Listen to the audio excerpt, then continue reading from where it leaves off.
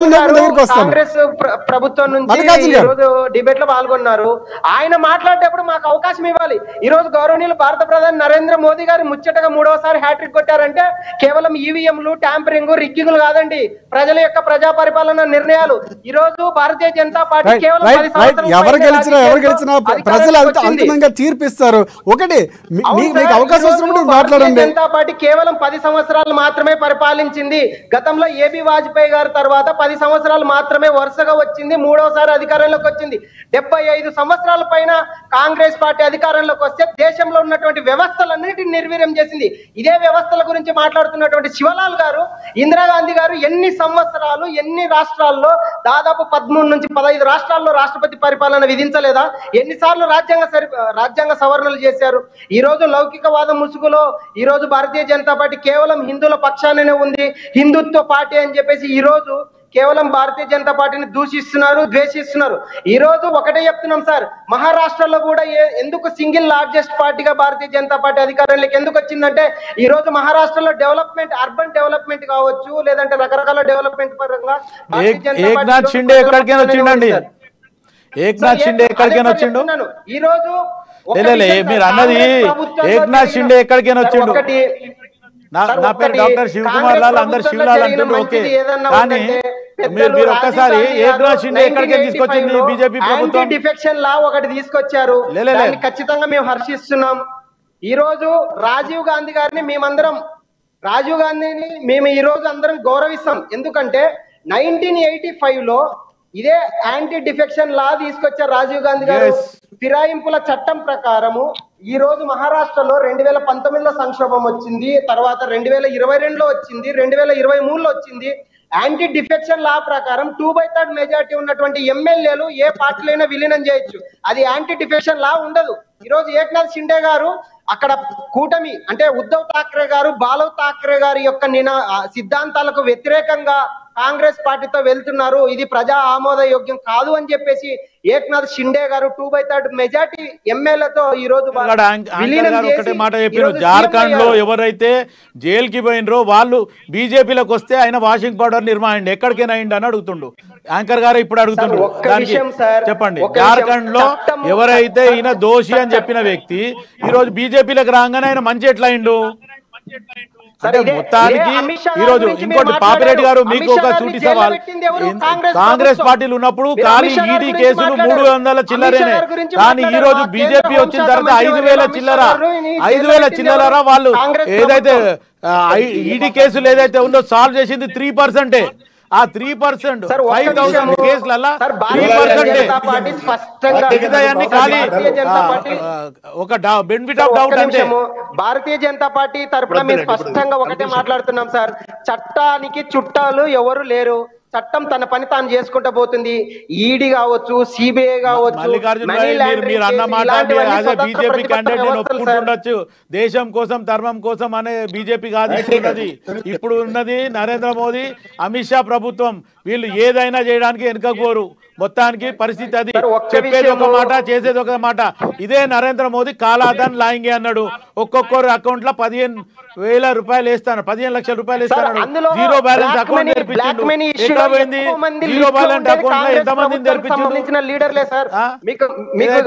జన్ ధన్ అన్నారు, దందాన్ గిర్తా అన్నారు. ఎక్కడ దందాన్ గిరింది? మీరు ఆలోచించండి. దందాన్ గిర్తా అన్నాడు, ఎక్కడ పడింది? సర్జంలో ఉన్నటువంటి వ్యవస్థలన్నిటిని నిర్వీర్యం చేసి, అవినీతి మయం చేసి, అవినీతి పరిపాలన కొనసాగించింది కాంగ్రెస్ ప్రభుత్వము. ఈ రోజు కాంగ్రెస్ ప్రభుత్వంలో ఉన్నటువంటి బడా నేతలు మాత్రమే ఈ రోజు మన స్విస్ బ్యాంకుల్లో ఉన్నటువంటి లిస్ట్ లో కాంగ్రెస్ ప్రభుత్వం చివరిగా ఏం చెప్తారు? రెండు రాష్ట్రాల్లో ఖచ్చితంగా బీజేపీ పార్టీ రాబోతుందంటారా? ఎందుకు చేశాం సార్? ఒకటి సార్, ఈ రోజు నల్లధనాన్ని నియంత్రించాలనే ఉద్దేశంతోనే ఉగ్రవాదాన్ని, నక్సలిజాన్ని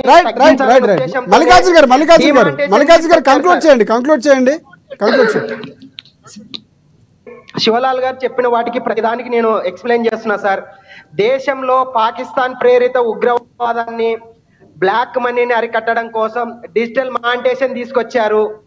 ఈ డిజిటల్ మానిటేషన్ వ్యవస్థలో భాగంగానే ఈ రోజు దేశంలో నల్లధనాన్ని అరికట్టగలిగాము, ఎంతో కొంత బ్లాక్ మనీని అరికట్టగలిగాము, దొంగ నోట్ల మార్పిడిని అరికట్టగలిగాము. ఇదంతా ప్రజా పరిపాలన వ్యవస్థ.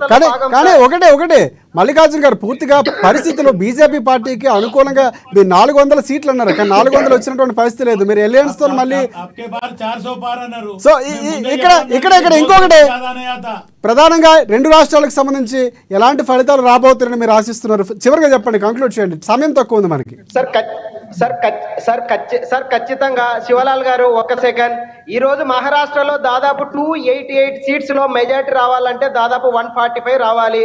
గతంలో మాకు 2014లో 122 వచ్చాయి, 2019లో 105 వచ్చాయి. ఖచ్చితంగా 2024లో అంతకు మించి సీట్లతో మేము అధికారం వైపు దూసుకెళ్తాం.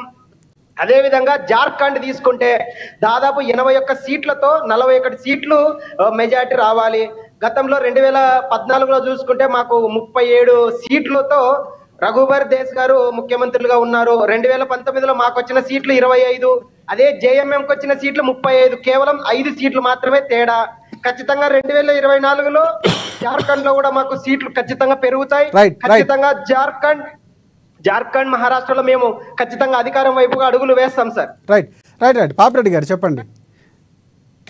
ఇప్పుడు మీరు ఇప్పుడు వాళ్ళు ఒక ప్రధానమైన సమస్య ఈడీ, ఇన్కమ్ ట్యాక్స్, లేకపోతే సిబిఐ, ఇవన్నీ కూడా ఒకటి. మీరు ఇంకో అనాలిసిస్ట్ పేరు సంజయ్ గారు, మీరు అన్న పండుగ మీకు చెప్తారు. ఇవి ఇండిపెండెంట్గా ఉండాలని మనం అనుకుంటాం, అందరూ అనుకుంటారు. కానీ కేంద్ర ప్రభుత్వ అధికారం ఏ పార్టీ అధికారంలో ఉంటే ఆ పార్టీకి అనుకూలంగా పనిచేస్తాయి.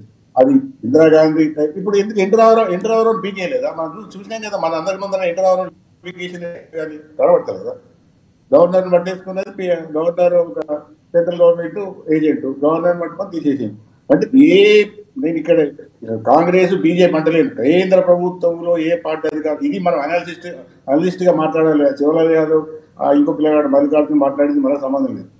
ఎందుకంటే కేంద్ర ప్రభుత్వంలో ఉన్న పార్టీకి అధికార పార్టీ అంటే అధికారం దానికే ఉంటుంది. అది అన్ని సంస్థలు దాని ఎందుకంటే దాని చీఫ్ లో అపాయింట్ అనుకుంటుంది. అదేదో వాళ్ళు పూర్తిగా ఇండిపెండెంట్ గా పనిచేస్తారు, ఆ సెంట్రల్ గవర్నమెంట్ కంట్రోల్ లేదు. ఇప్పుడు బీజేపీ గవర్నమెంట్ ఆయన మల్లికార్జున ఎన్ని అనుకున్నా కూడా బ్రహ్మాండంగా ఈ ఈడీని, సిబిఐని, ఇన్కమ్ ట్యాక్స్ ను బ్రహ్మాండంగా అపోజిషన్ రాష్ట్రాల మీద అపోజిషన్ నాయకులు వాడుతున్నారు. అంతకుముందు ఇందిరాగాంధీ వాడింది, ఇప్పుడు వీళ్ళు వాడతారు, ఇద్దరు వాడతారు. ఇవ్వలేము, తక్కువ ఏం కాదు అక్కడ, కాంగ్రెస్ తక్కువ. కాబట్టి నేను ఫైనల్ గా చెప్పేది ఏంటంటే, ఇవాళ 2 రాష్ట్రాల్లో జరుగుతున్న ఎన్నికలలో కాంగ్రెస్ ఒకవేళ పొరపాటు చేయకుండా కాంగ్రెస్ తమ